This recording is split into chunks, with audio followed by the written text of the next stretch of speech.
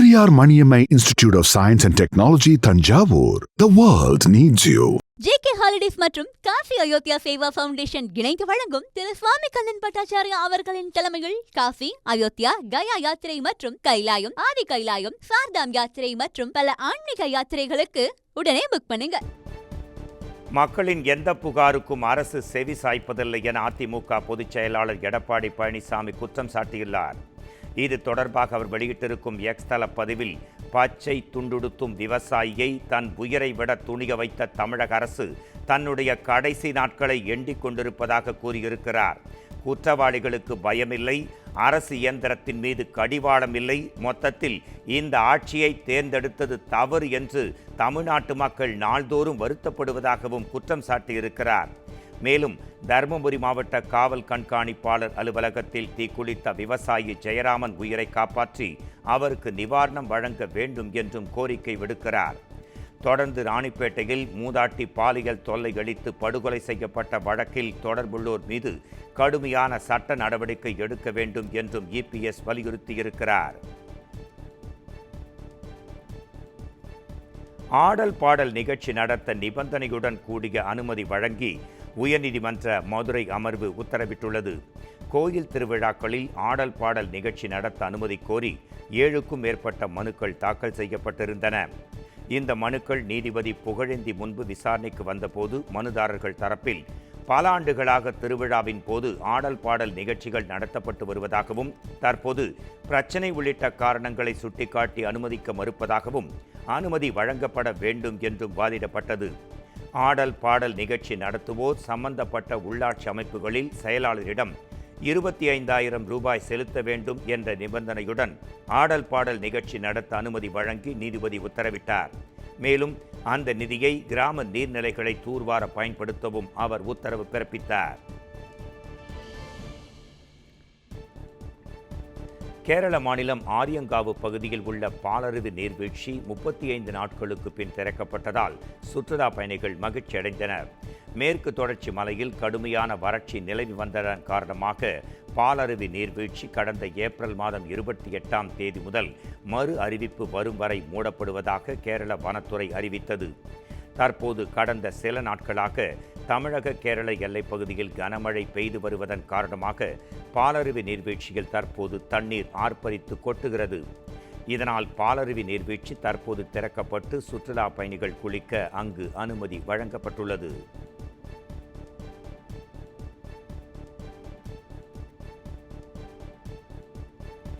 தமிழகத்தில் கொரோனா பாதிப்பு அதிகரித்து வருவதை முன்னிட்டு நெல்லை மாவட்டத்தில் கொரோனா வார்டு துவங்கப்பட்டுள்ளது. நாடு முழுவதும் கடந்த சில நாட்களாக கொரோனா பாதிப்பு அதிகரித்து கொண்டே போகிறது. இந்நிலையில் தமிழகத்தில் கொரோனா பாதிப்பில் இணை நோய் காரணமாக 2க்கும் மேற்பட்டோர் உயிரிழந்தனர். தற்போது அரசு மருத்துவமனைகளில் கொரோனா வார்டுகள் தயாராகி வருகின்றன. அந்த வகையில் நெல்லை மருத்துவக் கல்லூரி மருத்துவமனையில் தற்போது கொரோனா வார்டு திறக்கப்பட்டுள்ளது. முதற்கட்டமாக மருத்துவமனையில் 10 படுக்கை வசதிகள் கொண்டதாக ஆரம்பிக்கப்பட்டுள்ளதாகவும், நெல்லையில் இதுவரை கொரோனா பாதிப்பு நோய் யாருக்கும் இல்லை என்றும் மருத்துவமனை நிர்வாகம் தரப்பில் அறிவிக்கப்பட்டுள்ளது.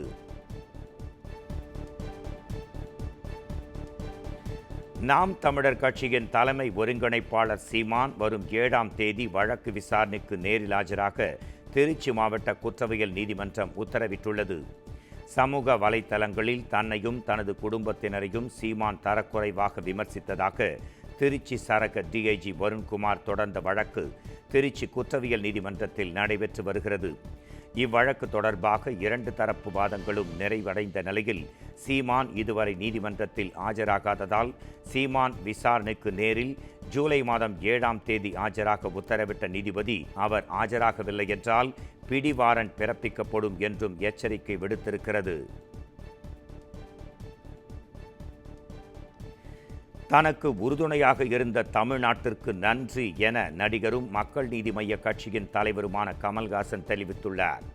தக் லைஃப் இசை வெளியீட்டு விழாவில் கமல்ஹாசன் தமிழில் இருந்து பிறந்ததே கன்னடம் என்று அவர் பேசியது பெரும் சர்ச்சை பொருளானது. இதனால் கர்நாடகாவில் கமல்ஹாசனுக்கு கடுமையான எதிர்ப்பும் கிளம்பியது. கர்நாடக அரசியல் கட்சிகள், அமைப்புகள், கர்நாடக திரைப்பட வர்த்தக சபை, நீதிமன்றம் என அனைத்து தரப்பும் கமல்ஹாசன் மன்னிப்பு கேட்க வேண்டும் என்று அறிவுறுத்தி வருகின்றனர். இல்லை என்றால் கர்நாடகாவில் தக் லைஃப் திரைப்படம் ரிலீஸ் செய்யப்பட மாட்டாது என்றும் அறிவித்திருக்கின்றனர். மேலும் தவறுதலாக புரிந்து கொள்ளப்பட்டதற்கு தான் மன்னிப்பு கேட்க முடியாது என கமல்ஹாசன் தெரிவித்திருக்கிறார். இதற்கிடையில் தக் லைஃப் படக்குழுவினர் சென்னையில் செய்தியாளர்களை சந்தித்தனர். அப்போது எனக்கு உறுதுணையாக இருந்த தமிழ்நாட்டிற்கு தமிழனாக நன்றி என்று தெரிவித்தார். கர்நாடகாவில் தக் லைஃப் தடை செய்யப்பட்டிருப்பது தொடர்பாக செய்தியாளர்கள் கேள்வி எழுப்பிய போது மற்றொரு நாளில் இதனை பற்றி பேசுவதாக கமல்ஹாசன் உறுதியளித்தார். இன்னும் பேச வேண்டியது நிறையா இருக்குது. அது தக் லைஃப் சம்மந்தப்பட்டது இல்லை. அது அப்புறம் பேசுவோம். கண்டிப்பாக அதற்கான நேரத்தை ஒதுக்கி தர வேண்டியது என் கடமை தமிழனாக. நன்றி. சென்னை பெருநகர காவல் ஆணையரகத்தில் நடைபெற்ற பொதுமக்கள் குறைதீர் முகாமில் 41 புகார் மனுக்கள் மீது விரைந்து நடவடிக்கை எடுக்க காவல் ஆணையாளர் அருண் உத்தரவிட்டார். சென்னை பெருநகர காவல் ஆணையரகத்தில் நடைபெற்று வரும் பொதுமக்கள் குறைதீர் முகாமில் காவல் அதிகாரிகள் பொதுமக்களின் புகார் மனுக்களை பெற்று நடவடிக்கை எடுத்து வருகின்றனர். அதன் தொடர்ச்சியாக சென்னை பெருநகர காவல் ஆணையரகத்தில் பொதுமக்கள் புகார் மனுக்கள் அளித்தனர். அப்போது 41 புகார் மனுக்களை பெற்று விரைந்து விசாரணை மேற்கொண்டு நடவடிக்கை எடுக்க சம்பந்தப்பட்ட காவல் அதிகாரிகளுக்கு காவல் ஆணையர் அருண் உத்தரவு பிறப்பித்தார். தருமபுரி மாவட்ட காவல் கண்காணிப்பாளர் அலுவலகத்தில் மனு கொடுக்க வந்த விவசாயி மண்ணெண்ணெயை ஊற்றிக்கொண்டு தீ வைத்துக் கொண்ட சம்பவம் பெரும் பரபரப்பையும் சலசலப்பையும் ஏற்படுத்தி இருக்கிறது. ராஜாத்தோப்பு கிராமத்தைச் சேர்ந்தவர் ஜெயராமன் தனது நண்பர் செல்வராஜிடம் நிலத்தின் பத்திரத்தை 10 லட்சம் ரூபாய்க்கு அடமானம் வைத்து 3 லட்சம் மட்டும் பெற்றிருக்கிறார். இதைத் தொடர்ந்து மீதி பத்திரத்தையும் மீதி பணத்தை கொடுக்காமலும் செல்வராஜ் ஏமாற்றி வந்திருக்கிறார். இது குறித்து ஜெயராமன் மாவட்ட காவல் கண்காணிப்பாளர் அலுவலகத்தில் மனு அளிக்க வந்தபோது திடீரென்று தான் மறைத்து வைத்திருந்த மண்ணெண்ணெயை எடுத்து மேலே ஊற்றிக்கொண்டு தனக்குத்தானே தீ வைத்துக் கொண்டார். இதில் படுகாயமடைந்த அவர் மருத்துவமனையில் தீவிர சிகிச்சை பெற்று வருகிறார்.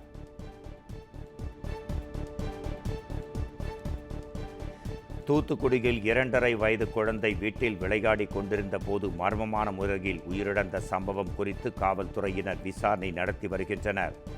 மாப்பிள்ளை யூரணி பகுதியைச் சேர்ந்த அருண்குமார் சையது சபீனாவின் 2.5 வயது குழந்தை வீட்டில் விளையாடி கொண்டிருந்தது. அப்போது குழந்தையின் அலறல் சத்தம் கேட்டு தாய் ஓடிச் சென்று பார்த்தபோது குழந்தை மயங்கிய நிலையில் இருந்தது. இதையடுத்து குழந்தையை மருத்துவமனையில் பரிசோதனை செய்த மருத்துவர்கள் குழந்தை ஏற்கனவே இறந்து விட்டதாகவும் மின்சாரம் தாக்கி உயிரிழந்ததற்கான அறிகுறிகள் இருப்பதாகவும் கூறினர். இந்த சம்பவம் தொடர்பாக காவல்துறையினர் தீவிர விசாரணை நடத்தி வருகின்றனர். சென்னை விமான நிலைய ஓடுபாதைகளில் போக்குவரத்திற்கு இடையூறாக பறக்கும் பறவைகளை விரட்ட புதிய முறை கொண்டு வரப்பட்டுள்ளது. சென்னை விமான நிலையத்திலிருந்து நாள்தோறும் சுமார் 400க்கும் மேற்பட்ட விமானங்கள் இயக்கப்படுகின்றன. விமான நிலைய வளாகத்திற்கு வெளியே மரம், செடி, கொடிகள், காட்டுப்பகுதிகள் இருப்பதால் அதிகமான பறவைகள் விமான நிலைய ஓடுபாதைகளில் பறக்கும் காரணத்தால் விமான போக்குவரத்துக்கு இடையூறு ஏற்படுகிறது. இதற்கிடையில் சென்னை விமான நிலைய ஓடுபாதை பகுதிகளில் விமான போக்குவரத்திற்கு இடையூறாக பறக்கும் பறவைகளை விரட்டுவதற்கு தண்டபூம்ஸ் என்ற இடி ஓசை ஒலி எழுப்பக்கூடிய புதிய கருவிகள் செயல்பாட்டிற்கு கொண்டு வரப்பட்டுள்ளன.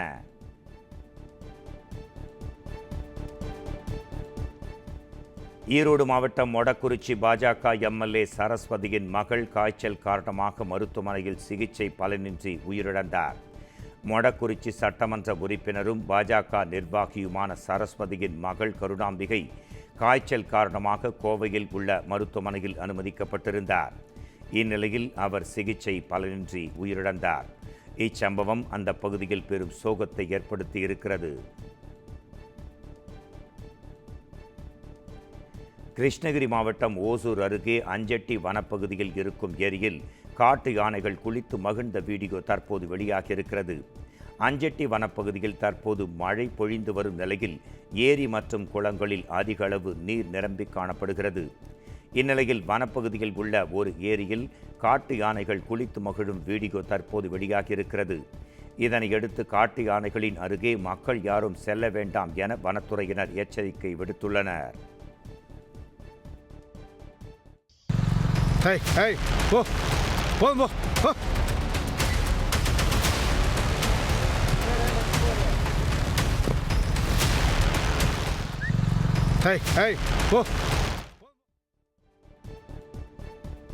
நீலகிரி மாவட்டம் முதுமலை தெப்பக்காடு யானைகள் முகாமில் பாகன்களை வளர்ப்பு யானை திடீரென்று ஆக்ரோஷமாக தாக்கிய வீடியோ அதிர்ச்சியை ஏற்படுத்தியிருக்கிறது.